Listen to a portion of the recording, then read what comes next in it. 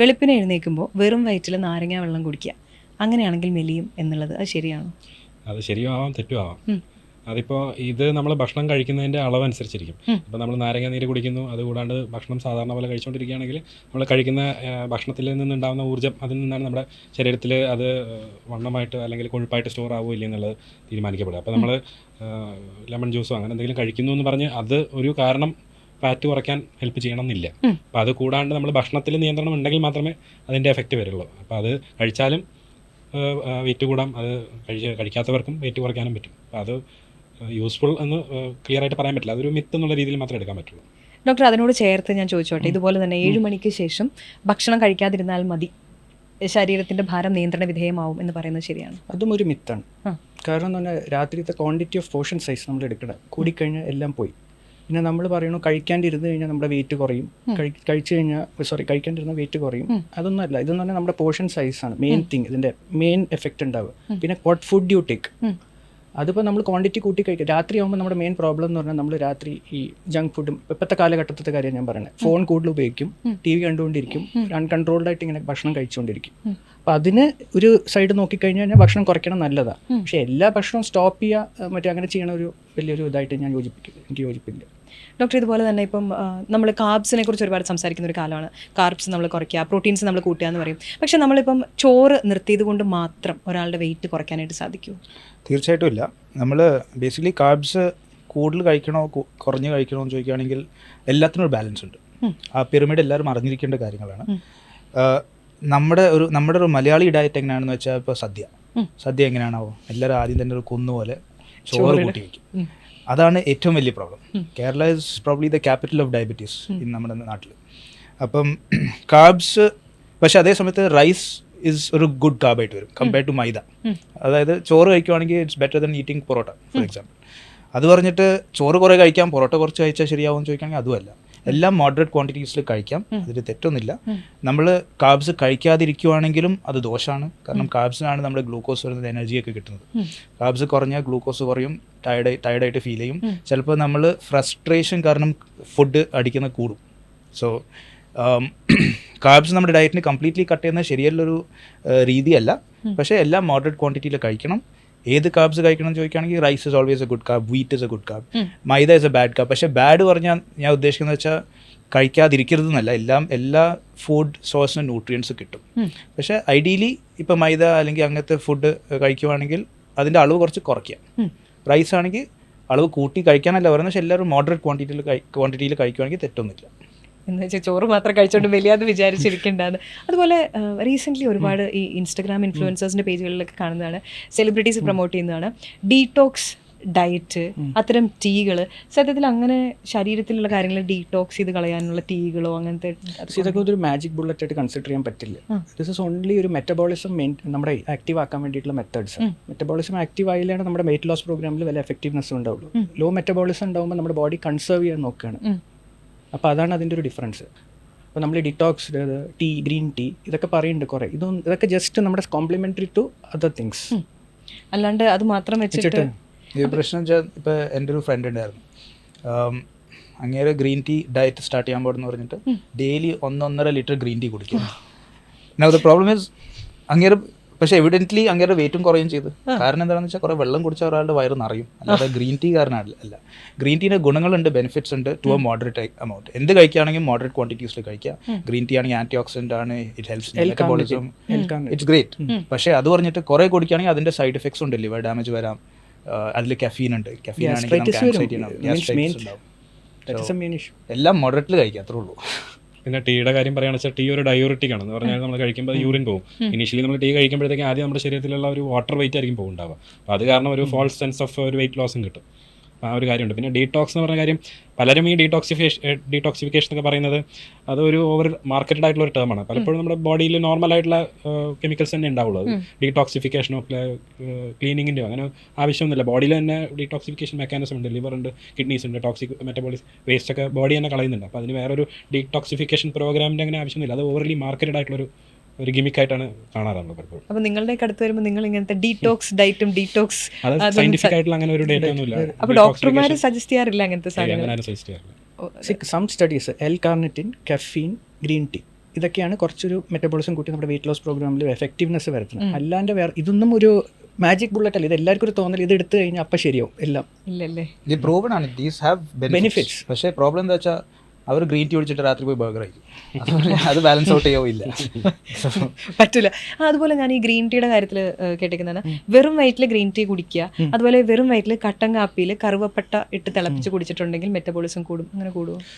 എന്തായാലും ഇതിനൊക്കെ എഫക്റ്റ് ഉണ്ട്. മെറ്റബോളിസം കൂടും. ഇപ്പം നമുക്ക് നമ്മുടെ ബോഡി എപ്പോഴും മെറ്റബോളിസം കൂടുമ്പോൾ അത് കുറയ്ക്കാൻ നോക്കാനുള്ള മെത്തേഡ്സ് ചെയ്യും. ഇപ്പോൾ കുറയ്ക്കാന്ന് പറഞ്ഞാൽ ഇപ്പോൾ ഞാൻ പറഞ്ഞില്ലേ, നമ്മുടെ ലോ ബോഡി ഇപ്പോൾ വെയിറ്റ് കുറഞ്ഞു എന്ന് വിചാരിക്കുക, പ്ലാറ്റു ആയി, ഈ സാധനം കഴിച്ചിട്ടൊന്നും പിന്നെ ഒരു കാര്യമില്ല. പിന്നെ നമ്മൾ അതാ പറഞ്ഞ ചീറ്റ് ഡേയും റീഫീഡ് ഡേനെ കുറിച്ച് ഞാൻ എപ്പോഴും പറയാറുള്ള ഒരു കാര്യം, വെയിറ്റ് ലോസ് പ്രോഗ്രാംസിൽ അങ്ങനത്തെ ചെയ്യണം. ചീറ്റ് ചെയ്യാറായിട്ടില്ല, വെയിറ്റിൻ്റെ ആദ്യത്തിലാണ് നമ്മൾ ഇപ്പോഴും നിൽക്കുന്നത്. ഇനി ബ്രേക്ക്ഫാസ്റ്റ് ചോദിക്കട്ടെ ഡോക്ടർ. ഇപ്പം ബ്രേക്ക്ഫാസ്റ്റ് എല്ലാവരും പറയും അത് ഏറ്റവും ആദ്യം ബ്രേക്ക്ഫാസ്റ്റ് കഴിച്ചില്ലെങ്കിൽ നമ്മുടെ ശരീരത്തിന് ഭയങ്കര ചീത്തയാണ്, നമ്മുടെ ബ്രെയിൻ പ്രവർത്തിക്കാനായിട്ട് രാവിലെ ബ്രേക്ക്ഫാസ്റ്റ് കഴിക്കണം എന്നൊരു കൂട്ടർ പറയും. വേറൊരു കൂട്ടർ പറയും അതിൻ്റെ യാതൊരു ആവശ്യമില്ല, പണ്ട് പറമ്പിൽ കളിക്കുന്നവരായിരുന്നു നമ്മുടെ പൂർവികർ, അതുകൊണ്ട് അവർക്ക് ഭയങ്കരമായിട്ടുള്ള ഒരു ബ്രേക്ക്ഫാസ്റ്റും കൊണ്ട് പോയാലായിരുന്നു അവർക്ക് നല്ലതെന്നുള്ളത്. ഇപ്പം ബ്രേക്ക്ഫാസ്റ്റ് സ്കിപ്പ് ചെയ്താൽ കുഴപ്പമില്ല എന്ന് പറയുന്നുണ്ട്.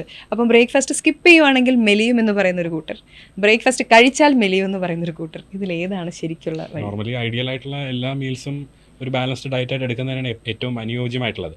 പലപ്പോഴും നമ്മളിപ്പോൾ എല്ലാവർക്കും ഒരു ബ്ലാങ്കറ്റ് ആയിട്ടുള്ള ഒരു ഇൻസ്ട്രക്ഷൻ കൊടുക്കുന്നത് ശരിയാവില്ല. ചിലപ്പോൾ ഇന്റർമീഡിയറ്റ് ഫാസ്റ്റിംഗിന്റെ ഭാഗമായിട്ട് റെക്കമെൻഡ് ഡയറ്റ് പ്ലാൻസിന്റെ ഭാഗമായിട്ട് ചില മീൽസ് സ്കിപ്പ് ചെയ്യുന്നുണ്ട്, തെറ്റുണ്ടാവില്ല. പക്ഷേ ബ്രേക്ക്ഫാസ്റ്റ് പലപ്പോഴും നമ്മൾ കഴിക്കാണ്ടിരിക്കുമ്പോൾ അത് കാരണം വരുന്ന ശരീരത്തിൽ ഈ ഷുഗർ കുറഞ്ഞിട്ടും അത് കാരണം കോൺസെൻട്രേറ്റ് ചെയ്യാൻ പറ്റാണ്ടിരിക്കുക, ജോലിയിൽ വർക്ക് ചെയ്യാൻ ബുദ്ധിമുട്ടുണ്ടാവുക, അങ്ങനെ പല പ്രശ്നങ്ങളും ഉണ്ടാവാറുണ്ട്. പല ആൾക്കാരിലും ഈ എംപ്റ്റി സ്റ്റമക്കിൽ പോകുമ്പോൾ ഈ നോർമലി നമുക്ക് ഉണ്ടാവുന്ന ഒരു ഇമ്മ്യൂണിറ്റി ലെവൽ തന്നെ കുറയും. ഇപ്പോൾ കുറേ ആൾക്കാർ, ഞാനിപ്പോൾ ഡൽഹിയിൽ കുറേ നാൾ വർക്ക് ചെയ്യുന്നുണ്ട്, അവിടെ കുറേ ആൾക്കാർ ഈ PG ലൈഫിലൊന്നും ആരും രാവിലെ ഫുഡൊന്നും കഴിക്കാണ്ടൊക്കെ ആയിരിക്കും വരുന്നത്. എംപ്റ്റി സ്റ്റമക്കിൽ വരുന്ന ആൾക്കാരിൽ ഇമ്മ്യൂണിറ്റി കുറയും, പിന്നെ ട്യൂബർക്ലോസ് വരുന്ന റിസ്ക്കും ഡോക്യുമെൻറ്റഡ് ആയിട്ടുള്ള ഫാക്റ്റാണ്. അപ്പോൾ പിന്നെ ബ്രേക്ക്ഫാസ്റ്റ് സ്കിപ്പ് ചെയ്യണമെന്ന് ഞാൻ പറയില്ല. ബാലൻസ്ഡ് ആയിട്ടുള്ള ഒരു പ്ലാൻഡ് ആയിട്ടുള്ള മീൽ കഴിക്കുന്നത് തന്നെയായിരിക്കും എപ്പോഴും നല്ലത്. കാർബോഹൈഡ്രേറ്റ്സും ഫാറ്റ്സും പ്രോട്ടീൻസും ഉള്ള ഒരു ബാലൻസ്ഡ് ഡയറ്റ് എടുക്കുന്നത് തന്നെയാണ് എപ്പോഴും നല്ലത്. ഇപ്പോൾ ഡോക്ടർ ഇൻ്റർമീഡിയറ്റ് ഫാസ്റ്റിങ്ങിൻ്റെ കാര്യം പറഞ്ഞല്ലോ. ഇപ്പം ഞാൻ വർഷങ്ങളായിട്ട് പല സമയങ്ങളിലായിട്ട് ഇൻ്റർമീഡിയറ്റ് ഫാസ്റ്റിംഗ് കുറേ കാലം ചെയ്യും, കുറേ കാലം ചെയ്യില്ല, അങ്ങനെ ചെയ്യുന്ന ഒരാളാണ്. അതിങ്ങനെ പലപ്പോഴായിട്ട് ചെയ്യുന്നത് ചെയ്യാത്തതിൻ്റെ റീസൺ, ചില സമയത്ത് ഞാൻ ചില റീലുകൾ കാണുമ്പോൾ പറയും ഇൻ്റർമീഡിയറ്റ് ഫാസ്റ്റിംഗ് വളരെ മോശമാണ്, ഞാൻ നിർത്തും. കുറേ കാലം കഴിഞ്ഞാൽ വേറെ റീൽ കാണും, ഇൻ്റർമീഡിയറ്റ് ഫാസ്റ്റിംഗ് വളരെ നല്ലതാണ്, ചെയ്യാൻ ഞാൻ തുടങ്ങും. ശരിക്കും ഇൻ്റർമീഡിയറ്റ് ഫാസ്റ്റിംഗ് മോശമാണോ നല്ലതാണോ? ഞാനും ഇടയ്ക്ക് ഇൻ്റർമീഡിയറ്റ് ഫാസ്റ്റിംഗ് ചെയ്യാറുണ്ട്, ഇൻവോളണ്ടറി ആയിട്ട്. ജോലി കാരണം രാവിലെ എഴുതിയിട്ട് ഓടിപ്പോവും, ബ്രേക്ക്ഫാസ്റ്റ് കഴിക്കില്ല. സർജറീസ് ഉണ്ടെങ്കിൽ ചിലപ്പോൾ ഉച്ചയ്ക്കും ഭക്ഷണം കഴിക്കില്ല, ചിലപ്പോൾ 1 മീൽ പെർ ഡേ ആയിരിക്കും. End of the day intermediate fasting again beneficial ആണോ എന്ന് ചോദിക്കുകയാണെങ്കിൽ അത് പ്രൂവൻ ആയിട്ട് കുറച്ച് ബെനിഫിറ്റ്സ് ഉണ്ട്. അപ്പാരൻ്റ്ലി സെല്ലിൻ്റെ ഓട്ടോഫേജി ഒക്കെ ബെറ്റർ ആവും, അതായത് സെല്ലിൻ്റെ മെറ്റബോളിസം ഇമ്പ്രൂവ് ചെയ്യും, ഡാമേജ്ഡ് ആയ സെൽസിനെ അത് എടുത്ത് കളയും നമ്മുടെ ബോഡി. സോ എല്ലാം പ്രൂവൻ ആണ്. പക്ഷെ അത് പറഞ്ഞിട്ട് കുറേ നേരം പട്ടിണി കിടക്കണോ അത് ചോദിക്കുകയാണെങ്കിൽ അതിൻ്റെതായ പ്രോബ്ലംസ് ഉണ്ട്. ഗ്ലൂക്കോസ് ലെവൽസ് ഒക്കെ താഴെ പോവും. നമ്മുടെ ഗ്ലൂക്കോസ് ലെവൽസ് താഴെ പോകുമ്പോഴത്തേക്ക് നമുക്ക് കോൺസെൻട്രേറ്റ് ചെയ്യാൻ പറ്റില്ല, ഇറ്റ് എഫക്ട്സ് യുവർ വർക്ക്. കുറച്ചുകൂടെ താഴത്തേക്ക് പോകുമ്പോഴത്തേക്ക് it starts burning your protein, അപ്പോൾ മസിൽ മാസ്, ഫാറ്റ് എല്ലാം ഇറ്റ് ഗെറ്റ്സ് എഫക്റ്റഡ്.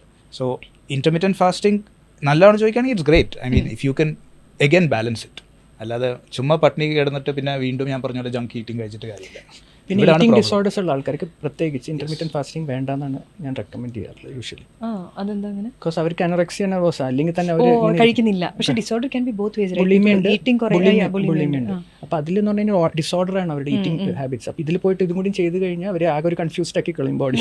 ഓക്കെ, അപ്പോൾ അമിതമായ അമൃതം വിഷം എന്നാണ് നമ്മൾ പറഞ്ഞു തരുന്നത്. ഡോക്ടർ, ഇനി നമ്മൾ വെയിറ്റ് വെച്ച് കഴിഞ്ഞാൽ ബariatric സർജറി ഇപ്പോൾ ഒരുപാട് പേര് പോയി ചെയ്യുന്നുണ്ട്, കാരണം ആളുകൾ കോൺഷ്യസ് ആവുന്നതോറും ഇത് എടുക്കാമെന്ന് മനസ്സിലാവുന്നു. പക്ഷേ ആരൊക്കെയാണ് ശരിക്കും ബാരിയാട്രിക് സർജറി ചെയ്യേണ്ടത് എന്നുള്ളൊരു സംശയം എനിക്ക് എപ്പോഴും വരാറുണ്ട്. ഇപ്പോൾ ഒബീസ് ആയിട്ടുള്ള ആൾക്കാർ, ഓവർ വെയിറ്റ്, ഇതെല്ലാം പല പല ഇതാണല്ലോ. അതുപോലെ 25 താഴെ BMI നിൽക്കുന്നവർ ഞങ്ങൾക്ക് അതിൻ്റെ ആവശ്യമില്ല എന്ന് മനസ്സിലാക്കുന്നവരാണ്. അതിന് മുകളിലോട്ടുള്ളവരിൽ തന്നെ ആരൊക്കെയാണ് ശരിക്കും ബാരിയാട്രിക് സർജറി ചെയ്യേണ്ടത്? ഇതിൽ ബാരിയാട്രിക് സർജറി ചെയ്യാനായിട്ട് സ്ട്രിക്റ്റ് ആയിട്ടുള്ള ഗൈഡ് ലൈൻസ് ഉണ്ട്, ഫോളോ ചെയ്തിട്ടാണ് നമ്മൾ ചെയ്യാറ്. ഇപ്പോൾ BMI ഒരു മാർക്കർ തന്നെയാണ്, അതൊരു ക്രൂഡ് മാർക്കറാണ്. ഇപ്പോൾ നമുക്ക് എത്ര അമിതവണ്ണം ഉണ്ടെന്ന് മെഷർ ചെയ്യാൻ വേണ്ടി. പക്ഷേ അത് ഏറെക്കുറെ ഒരു 90% ആൾക്കാരിൽ അതൊരു റിയൽ ആയിട്ടുള്ളൊരു വാല്യൂ തരാറുണ്ട്, എത്ര അമിതവണ്ണം ഉണ്ടെന്നുള്ള മെഷർ ചെയ്യാനായിട്ട്. BMI ഉപയോഗിച്ചിട്ടാണ് പല ഗൈഡ് ലൈൻസും പറയാറ്. BMIയുടെ ഒരു വാല്യൂ ഉപയോഗിച്ചിട്ടാണ് പലപ്പോഴും സർജറി വേണോ വേണ്ടേ എന്നുള്ളൊരു ഡിസിഷൻ എടുക്കാറ്.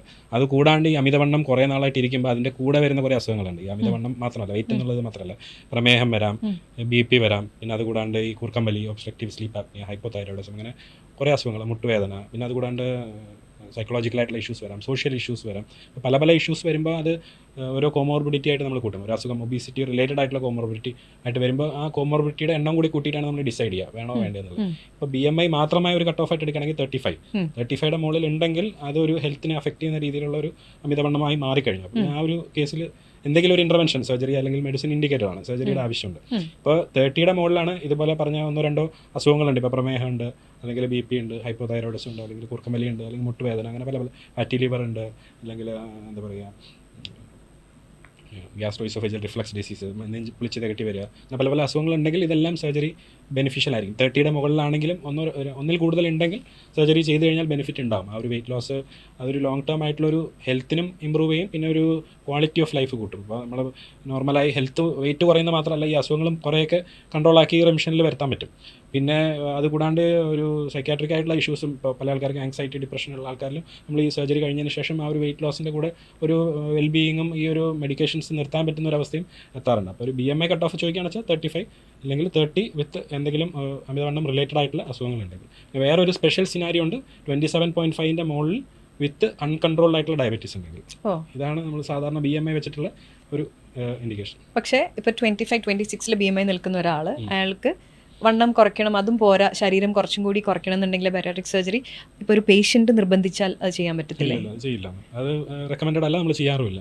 ഡയറ്റ് ആൻഡ് എക്സസൈസ് അതൊരു പല ആൾക്കാരിലും ഈ ഒരു വെയിറ്റ് ലോസിന് വേണ്ടിയിട്ട് പല ശ്രമങ്ങൾ നടത്തിയിട്ടായിരിക്കും നമ്മുടെ അടുത്ത് വരുന്നുണ്ടാവും. പലപ്പോഴും ഒരു സയൻറ്റിഫിക് അല്ലാത്ത ഡയറ്റും അല്ലെങ്കിൽ ഒരു ട്രെയിൻഡ് അല്ലാത്ത ഒരു എക്സസൈസും ഒക്കെ ആയിരിക്കും. അപ്പോൾ നമുക്ക് അവർക്ക് കൗൺസിലിംഗ് ചെയ്ത് കഴിഞ്ഞ് കഴിഞ്ഞാൽ അവർക്കൊരു സൂപ്പർവൈസ്ഡ് ആയിട്ടുള്ള ഒരു വെയിറ്റ് ലോസ് പ്ലാൻ നമുക്ക് കൊടുക്കാൻ പറ്റും, without surgery or without medication. അങ്ങനെ ചെയ്ത് കഴിഞ്ഞാൽ അത് ഏറെക്കുറെ സക്സസ്ഫുൾ ആയിട്ടാണ് നമ്മൾ കാണാറ്. ഇതിനോട് ചേർത്ത് ഞാൻ ചോദിക്കട്ടെ, ഇപ്പം വെയിറ്റ് ലോസ് എന്ന് പറയുമ്പോൾ, ബariatric സർജറി എന്ന് പറയുമ്പോൾ കഷ്ടപ്പാടിൻ്റെ വഴികളാണ്. നമ്മൾ ചെല്ലുന്നു, നമ്മൾ ഹോസ്പിറ്റലിൽ അഡ്മിറ്റ് ആവുന്നു, അതിൻ്റെ പുറകെ നടക്കുന്നു, വേദനകൾ എടുക്കുന്നു. പക്ഷേ ഇതൊന്നും ഇല്ലാതെ ഇപ്പം മെഡിസിൻസ് കൊണ്ട് വെയിറ്റ് ലൂസ് ചെയ്യാം എന്നുള്ളത് ആളുകൾ മനസ്സിലാക്കുന്നു. ഇപ്പോൾ എനിക്ക് തന്നെ അറിയാവുന്ന പലരും അതിനുള്ള മെഡിസിൻസ് എടുക്കുന്നവരാണ്. Left, right and centre weight loss medicines ഇങ്ങനെ എടുക്കുന്നത് ശരിയാണോ? അങ്ങനെ ഡോക്ടേഴ്സ് പ്രിസ്ക്രൈബ് ചെയ്യുന്നുണ്ടോ? ഉണ്ട്, പ്രിസ്ക്രിപ്ഷൻ പോവാറുണ്ട്. പക്ഷേ യൂഷ്വലി ഒരു ക്വാളിഫൈഡ് ഡോക്ടേഴ്സ്, യൂഷ്വലി എൻഡോക്രൈനോളജിസ്റ്റ് ആണ് യൂഷ്വലി ഇത് പ്രിസ്ക്രൈബ് ചെയ്യാറ്. ബാക്കി ആൾക്കാരും ഉണ്ട്, കുറച്ച് ഡോക്ടേഴ്സിനെ റെക്കമെൻഡ് ചെയ്തിട്ടുണ്ട്. പക്ഷേ ഇത് ഡോക്ടറിൻ്റെ പ്രിസ്ക്രിപ്ഷൻ ഇല്ലാണ്ട് ചെയ്യണ ഒട്ടും നല്ലതല്ല. കാരണം ഇതിൻ്റെ ലോങ് ടേമും ഷോർട്ട് ടേം സൈഡ് എഫക്ട്സ് ഉണ്ട്. ഷോർട്ട് ടേം സൈഡ് എഫക്ട്സ് ഛർദി, നോസിയ, അങ്ങനത്തെ ഒക്കെ പോലത്തെ ചെറിയ ചെറിയ side effects. Long term side effects ഇപ്പോഴും ഒന്നും ആയിട്ടില്ല. അപ്പോൾ you have to be little careful, cautious. പക്ഷേ ഇത് എടുത്തു കഴിഞ്ഞാൽ ഇപ്പം കേൾക്കുന്ന കാര്യം എന്ന് വെച്ചാൽ ഇതിനാകെ ഉണ്ടാവാനുള്ളൊരു സാധ്യത ഇത് റീബൗണ്ട് ചെയ്തേക്കാം. അതായത് ഇപ്പോൾ 1 ഇയർ എടുത്തു, കുറഞ്ഞു, അടുത്ത കുറേ കാലം നമ്മൾ എടുത്തില്ല, ഇത് തിരിച്ചു കയറും. അങ്ങനെയാണ് ഇതെങ്ങനെ വെയിറ്റ് പോകുന്നത്? ഇത് എന്താ ശരിക്കും ശരീരത്തിൽ നിന്ന് പോകുന്നത്? ഇത് ശരിക്കും പറയുകയാണെങ്കിൽ ആദ്യം തന്നെ ഇപ്പം ഇങ്ങനെ പറഞ്ഞ പോലെ തന്നെ ഇപ്പോൾ ഡയൂറസിസ് എന്നൊക്കെ പറഞ്ഞില്ലേ, ഒരു ഫാറ്റ്, ഒരു ആദ്യം നമ്മളിപ്പോൾ ഗ്രീൻ ടീ കുടിക്കുമ്പോൾ കുറച്ച് ചായ കുടിച്ച് കഴിഞ്ഞാൽ കുറച്ച് യൂറിൻ പാസ് ചെയ്യും, അപ്പോൾ ആ ഒരു എഡിമ കുറച്ച് കുറയും. ഇതെന്ന് പറഞ്ഞാൽ ഫാറ്റ് സെൽസ് ബ്രേക്ക് ഡൗൺ ചെയ്യുമ്പോഴാണ് ഉണ്ടാവുന്നതാണ് ഇത് വെയിറ്റ് ലോസ്. അതിൻ്റെ ഒപ്പം മസിൽ മാസും കുറയുന്നുണ്ട്. അപ്പോൾ അത് നോക്കണില്ല ആരും. എല്ലാവരും വിചാരിക്കണ ഫാറ്റ് മാത്രമാണ് കുറയണതെന്ന്. അത് റീഗെയിൻ ചെയ്യും. 3 months കഴിഞ്ഞാൽ ബോഡി കൺസേർവ്, ഞാൻ നേരത്തെ പറഞ്ഞ പോലെ കൺസേർവ് ചെയ്യാൻ നോക്കും. ഇപ്പോൾ അഡാപ്റ്റീവ് തെർമോജനസിസ് എന്നാണ് അതിൻ്റെ ടേം പറയുക. ബോഡി കൺസേർവ് നോക്കും എനർജി. അപ്പോൾ അത് റീബൗണ്ടായിട്ട് വരും. അത് റീബൗണ്ടായിട്ട് വരാണ്ടിരിക്കാനാണ് നമ്മൾ ഡയറ്റും എക്സസൈസും റെഗുലർലി ഫോളോ ചെയ്യേണ്ടത്. അപ്പോൾ ഇതൊരു ഗുളിക കഴിച്ചത് കൊണ്ട് കാര്യമില്ല. നമ്മൾ എപ്പോഴും റെക്കമെൻഡ് ചെയ്യുന്ന ഗുളിക കഴിക്കുവാണെങ്കിലും അറ്റ്ലീസ്റ്റ് ലൈഫ് സ്റ്റൈൽ മോഡിഫൈ ചെയ്യണം. ആണോ? Yes, always life style has to be modified irrespective. That is the first thing. How much എങ്ങനെ മോഡിഫൈ ചെയ്യും? അതായത് at least improve whatever you are living with. അതായത് അറ്റ്ലീസ്റ്റ് എന്തെങ്കിലും വർക്കൗട്ട് ഇൻകോർപ്പറേറ്റ് ചെയ്യുക, കുറച്ചൊക്കെ diet ഒന്ന് പിടിക്കുക, മരുന്ന് കഴിച്ചോളൂ, കുഴപ്പമില്ല, as long as the doctor approves. പക്ഷേ ഇതിൻ്റെ കൂടെ ഈ കാര്യങ്ങളും കൂടെ നോക്കിയില്ലെങ്കിൽ, ഒന്ന് മെയിൻ്റെനൻസ്, രണ്ടാമത് rebound if you stop the drug, and മൂന്നാമത് most importantly when it comes to workout and diet is പറഞ്ഞ പോലെ പ്രോട്ടീൻ ലോസ് ഉണ്ടാവും. പ്രോട്ടീൻ ലോസ് ഉണ്ടാകുമ്പോൾ മസിൽ മാസ് ലോസ് ഉണ്ടാവും. നമ്മൾ വീക്കർ ആയിക്കൊണ്ടിരിക്കുകയാണ്. So unless you build on that protein, unless you replenish the protein, അപ്പോൾ protein diet incorporate ചെയ്യണം, physical exercise ചെയ്ത് മസിൽ സ്ട്രെങ്തനിങ് ചെയ്യണം, ഇതെല്ലാം ഇൻകോർപ്പറേറ്റ് ചെയ്യണം ഇതിൻ്റെ കൂടെ. ദ റിസൾട്ട്സ് ആർ ഗ്രേറ്റ്, പക്ഷേ ഇതും കൂടെ സൈഡിലൂടെ പിന്നെ വേറെ കാര്യം കൂടി, പ്രോട്ടീൻ്റെ ഒരു അഡ്വാൻറ്റേജ് ഉണ്ട്. നമ്മൾ പ്രോട്ടീൻ കുറച്ച് കൂടുതൽ കഴിച്ചു എന്ന് വിചാരിക്കുക, അപ്പോൾ നമുക്ക് ഭക്ഷണം കഴിക്കാനുള്ള ഒരു ഇച്ഛ കുറയും. സെറ്റൈറ്റി എന്ന് പറയുന്നത്. എനിക്ക് വിശപ്പ് ഇങ്ങനെ കുറയാറില്ല യൂഷ്വലി. അതാണ് നമ്മളിപ്പോൾ ഞാൻ റീഫീഡ് ഡേ എന്ന് പറയുന്ന ഒരു സാധനം. അതിൽ നമ്മൾ കാലറീസ് കൂട്ടും, കാർബ്സ് കൂട്ടി with moderate protein. So that should be done in a weight loss program. അങ്ങനെ ഇതൊരു കോംപ്ലിക്കേറ്റഡ് പ്രൊസീജിയറാണ്. പുറത്തുനിന്ന് കാണുമ്പോൾ വെറുതെ ഗുളിക കഴിക്കാം. ഞാൻ അങ്ങനെ വിചാരിച്ചോണ്ടിരുന്നത്, തടി വെച്ചിട്ടുണ്ടെങ്കിൽ ഡോക്ടർ എടുത്ത് വരിക, ഡോക്ടർ എനിക്ക് വെയിറ്റ് പറയണമെന്ന് പറയുന്നു, ഡോക്ടർ ഗുളിക എഴുതി തരുന്നു, ഞാൻ അത് കഴിക്കുന്നു, എൻ്റെ വെയിറ്റ് പറയുന്നു. അങ്ങനെയല്ല പരിപാടി. അപ്പോൾ ഇനി ഇതെനിക്ക് തോന്നണമല്ലോ, അപ്പോൾ ഞാൻ ഡോക്ടറോട് ചോദിക്കട്ടെ, ഇപ്പം 25-ന് താഴെയാണെങ്കിൽ, 25 തൊട്ട് അങ്ങോട്ട് ഒബീസാന്ന് പറയുന്നു, അപ്പോൾ 25-ന് താഴെ BMI ഉള്ള ഒരാൾ ശരിക്കും അയാൾ ഹെൽത്തി എന്ന് വിചാരിക്കാൻ പറ്റുമോ? ഇപ്പോൾ നമ്മളിപ്പോൾ BMI നമ്മൾ പറയുമല്ലോ, നമ്മൾ ഹൈറ്റും വെയിറ്റും വെച്ച് കാൽക്കുലേറ്റ് ചെയ്യുന്ന ഒരു ക്രൂഡ് നമ്പറാണ്. അപ്പോൾ ബോഡി മാസ് ഇൻഡെക്സ് കാൽക്കുലേറ്റ് ചെയ്ത് കഴിഞ്ഞ് കഴിഞ്ഞാൽ നമുക്കൊരു വാല്യൂ കിട്ടും. അപ്പോൾ അത് വെച്ച് നമ്മൾ പറയുന്നത് 25 to 29 ആണ്. ഇപ്പോൾ ലോകാരോഗ്യ സംഘടനയുടെ WHO ഇതനുസരിച്ച് അതിനെ പണ്ട് ഓവർ വെയിറ്റ് എന്നാണ്, ഇപ്പോഴും കൂടുതൽ ഓവർ വെയിറ്റ് ആണ്. 30യുടെ മുകളിലാണെങ്കിൽ ഒബീസ്, 30 to 35 ക്ലാസ് 1 അങ്ങനെയാണ് പറയാറ്. അപ്പോൾ BMI ഒരു ക്രൂഡ് മാർക്കാണ്. പല ആൾക്കാരിലും BMI കറക്റ്റായിട്ട് പറയാൻ പറ്റില്ല. ഇപ്പോൾ പ്രഗ്നൻ്റ് ആയിട്ടുള്ള ലേഡീസ് ആണെങ്കിൽ, അത്ലീറ്റ്സ് ആണെങ്കിൽ, എക്സസ് മസിലുള്ള ആൾക്കാരിൽ മസിലും ഒരു വെയിറ്റ് ആയിട്ടായിരിക്കും കാണിക്കേണ്ടത്. അപ്പോൾ ഫാറ്റ് കുറവുണ്ടെങ്കിലും BMI ചിലപ്പോൾ കൂടുതലായിരിക്കും. ബോഡി ബിൽഡേഴ്സിൽ, പിന്നെ ചിൽഡ്രനിൽ, ഇവരിലൊന്നും BMI നല്ലൊരു മാർക്കറല്ല. എൽഡർ ആയിട്ടുള്ള ആൾക്കാരിൽ ഇവരിലൊന്നും BMI നല്ലൊരു മാർക്കറല്ല. പക്ഷേ ഒരു 90% ആയിട്ടുള്ള ഒരു 18 to 65 ഏജുള്ള ആൾക്കാരിൽ BMI നല്ലൊരു മാർക്കർ തന്നെയാണ്. അതായത് മാർക്കർ ഫോർ എക്സസ് ഫാറ്റ്. ഇപ്പോൾ അമിതവണ്ണത്തിൻ്റെ ഒരു മാർക്കറായിട്ട് ഉപയോഗിക്കാം. ഇപ്പോൾ നമ്മൾ ചോദിച്ചു വന്നത് എന്തായിരുന്നു, 25 താഴെയുള്ള ആൾക്കാർ ഹെൽത്തി ആണോ, അതൊരു ഇൻഡിക്കേഷൻ ആണോ that he or she is A healthy person? അതൊരു എക്സസ് ബോഡി വെയിറ്റ് എന്നുള്ള ഒരു പാരാമീറ്റർ മാത്രം നോക്കുകയാണെന്ന് വെച്ചാൽ അത് ഒരു ഹെൽത്തി ആയിട്ടുള്ള റേഞ്ചിൽ വരും. ഇപ്പോൾ വേറൊരു ഒബീസ് ആയിട്ടുള്ള ഒരാൾ ഇപ്പോൾ വെയിറ്റ് കുറഞ്ഞു BMI 25 വരികയാണെന്ന് വെച്ചാൽ ഹെൽത്തിയറായി വരുന്നു എന്നുള്ളതാണ് അർത്ഥം. പക്ഷേ അത് അലോൺ ഒരു മാർക്കറല്ല. ഒരു കാര്യം ഓർക്കേണ്ടത്, ഭയങ്കരമായിട്ട് മെലിഞ്ഞിരിക്കുന്ന ആളും ഹെൽത്തി ആവണം. അതെ, അതിപ്പോൾ നമ്മൾ ലോവർ ലിമിറ്റും ഉണ്ട്. ലോവർ ലിമിറ്റ് 18.5 ആയിട്ട് വരും. അപ്പോൾ അതിന് താഴെ ആയാലും ഇപ്പോൾ മസിൽ കുറവുള്ള ആൾക്കാരും ഉണ്ടാവും. ഇപ്പോൾ സാർക്കോപീനിക് ഒബീസിറ്റി എന്ന് പറയും. സാർക്കോപീനിയ എന്ന് പറഞ്ഞാൽ മസിൽ കുറവുള്ള, അപ്പോൾ അവരിലും വെയിറ്റ് ചിലപ്പോൾ കുറച്ച് കുറവായിരിക്കും, പക്ഷേ ഫാറ്റ് കൂടുതലായിരിക്കും. ഓ, പ്രതീക്ഷ വല്ലാതെ. അപ്പോൾ നമ്മൾ വെറുതെ വെയിറ്റ് 100 നിന്ന് മൈനസ് ചെയ്യുക മാത്രമല്ല, മറ്റേ ആ മെഷീനിലേക്ക് കയറി നിന്നിട്ട് എത്ര പെർസെൻറ്റേജ് മസിൽ ഉണ്ട്, എത്ര പെർസെൻറ്റേജ് ഫാറ്റ് ഉണ്ടെന്ന് നോക്കണം. അപ്പോൾ ഈ തടി വെക്കുന്നതിന് പല കാരണങ്ങളുണ്ടല്ലോ.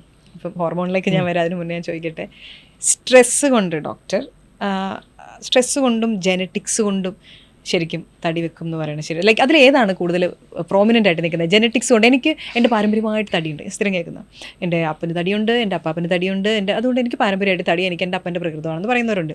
ചിലർ പറയും എൻ്റെ വീട്ടിലൊന്നും ആർക്കും തടിയില്ലാത്തതാണ്, എനിക്ക് സ്ട്രെസ്സ് കയറിയിട്ട് ഭയങ്കര തടി. ഇതിലേതെങ്കിലും കാര്യമുണ്ടോ? രണ്ടും ശരിയാണ്. ഇപ്പോൾ ഫോർ എക്സാമ്പിൾ വെയിറ്റ്, ഒബീസിറ്റി, നമ്മുടെ ബോഡി ഹാബിറ്റസ് ഒക്കെ ഡിപ്പെൻഡ് ചെയ്യുന്ന കുറച്ച് ഫാക്ടേഴ്സ് ഉണ്ട്. പറഞ്ഞ പോലെ ജെനറ്റിക്സ്, പാരമ്പര്യമായി ഉള്ള ജെനറ്റിക്സ് ഉണ്ട്, നമ്മുടെ ലൈഫ് സ്റ്റൈലുണ്ട്, എൻവയൺമെൻറ്റൽ ഫാക്ടേഴ്സ് ഉണ്ട്, എസ്പെഷ്യലി ഫുഡ്. ഇനി ജെനറ്റിക്സും ഹോർമോൺസ് ഒക്കെ നോക്കുവാണെങ്കിൽ ഒബ്വിയസ്ലി ജെനറ്റിക്സ് ആകുമ്പോഴത്തേക്ക് നമ്മുടെ മെയിൻ ഫാക്ടർ എന്താണെന്ന് വെച്ചാൽ ബേസൽ മെറ്റബോളിക് റേറ്റ് പറഞ്ഞൊരു പരിപാടിയുണ്ട്. നമ്മുടെ ബോഡിയിലത്തെ സെൽസും ബോഡിയിലത്തെ ബയോളജി ഏത് സ്പീഡിലാണ് കാര്യങ്ങളൊക്കെ ഡൈജസ്റ്റ് ചെയ്ത് സെൽസിൻ്റെ ആക്ടിവിറ്റി.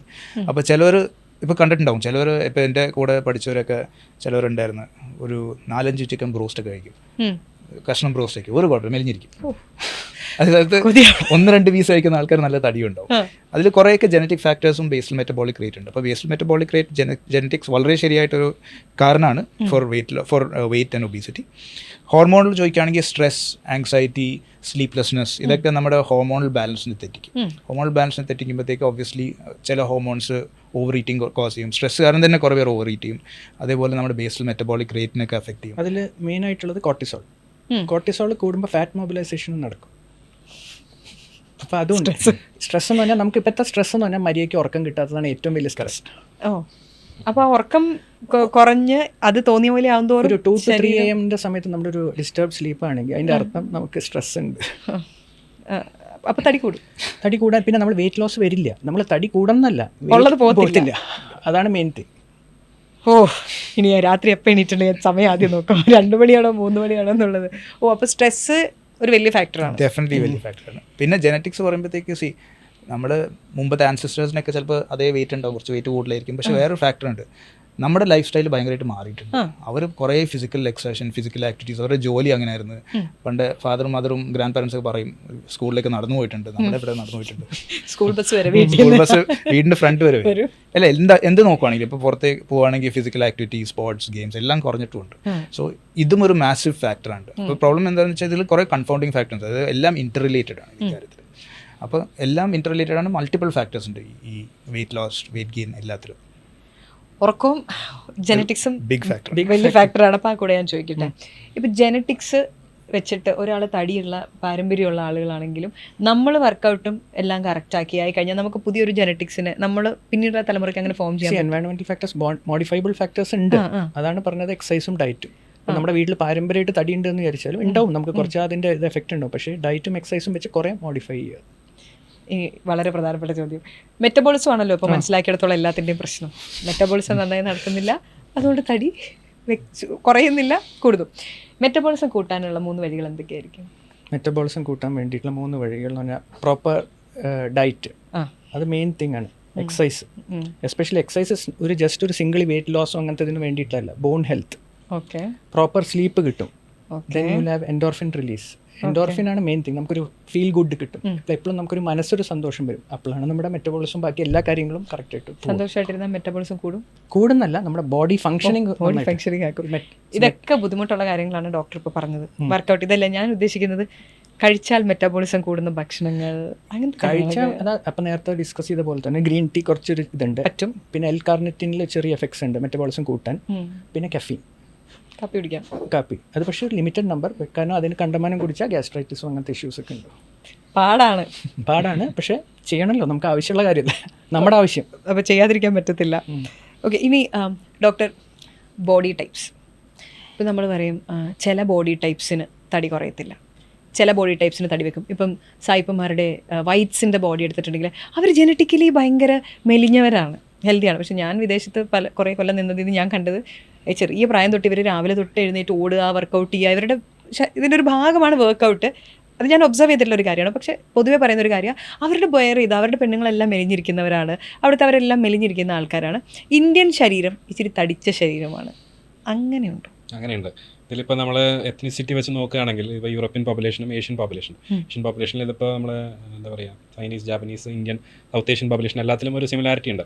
ഇപ്പോൾ വെസ്റ്റേൺ പോപ്പുലേഷനിൽ കൂടുതലായിട്ട് ഇപ്പോൾ അമിതവണ്ണത്തിൻ്റെ ഒരു പെർസ്പെക്റ്റീവിൽ പറയുകയാണെന്ന് വെച്ചാൽ അവർക്ക് കൂടുതൽ വരിക ട്രങ്കൽ ഒബീസിറ്റിയാണ്, നെഞ്ചിനോട് ചേർന്നിട്ടുള്ള ആ ഒരു രീതിയിലാണ് കൂടുതലും ഫാറ്റ് ഡെപ്പോസിറ്റ് ആവും.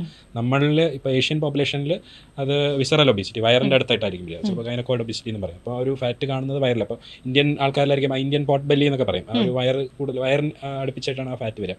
ആ ഫാറ്റിൻ്റെ പ്രത്യേകത എന്താ വെച്ചാൽ പറയും, അത് കുറച്ച് ഹോർമോണലി ആക്റ്റീവ് ആയിട്ടുള്ള ഫാറ്റാണ്. അപ്പോൾ ആ ഒരു എക്സസ് ഫാറ്റിൻ്റെ ഹോർമോണൽ ചേഞ്ചസ് സിമിലർ BMI ഉള്ള ഇന്ത്യൻ പോപ്പുലേഷനിലുള്ള ഒരാൾക്ക് കൂടുതലായിരിക്കും വെസ്റ്റേൺ. അതുകൊണ്ട് തന്നെ ഇന്ത്യൻ ഗൈഡ് ലൈൻസും വെസ്റ്റേൺ ഗൈഡ് ലൈൻസും വ്യത്യാസമുണ്ട് ഫോർ സർജറി, ഫോർ ഇൻ്റർവെൻഷൻ. അപ്പോൾ നമുക്ക് ഒബീസിറ്റിയുടെ ഡെഫിനിഷൻ തന്നെ ഏഷ്യൻ പോപ്പുലേഷനും വെസ്റ്റേൺ പോപ്പുലേഷനും ചെറിയ ഡിഫറൻസ് ഉണ്ട്. 2.5 kg/m² ചെറിയ വ്യത്യാസമുണ്ട്. അപ്പോൾ നമ്മളിൽ വെയിറ്റ് കുറച്ച് കൂടിയാൽ തന്നെ അതിൻ്റെ ഒരു ഹോർമോണൽ എഫക്ട്സ് കൂടുതലായി വരും, ഒരു ബോഡി ടൈപ്പിൻ്റെ വ്യത്യാസം ഉള്ളതുകൊണ്ട്. വെസ്റ്റേൺ പോപ്പുലേഷൻ ഇന്ത്യൻസിനായിട്ടും ഹെൽത്തിയർ ആണെന്ന് ഒരിക്കലും പറയൂല.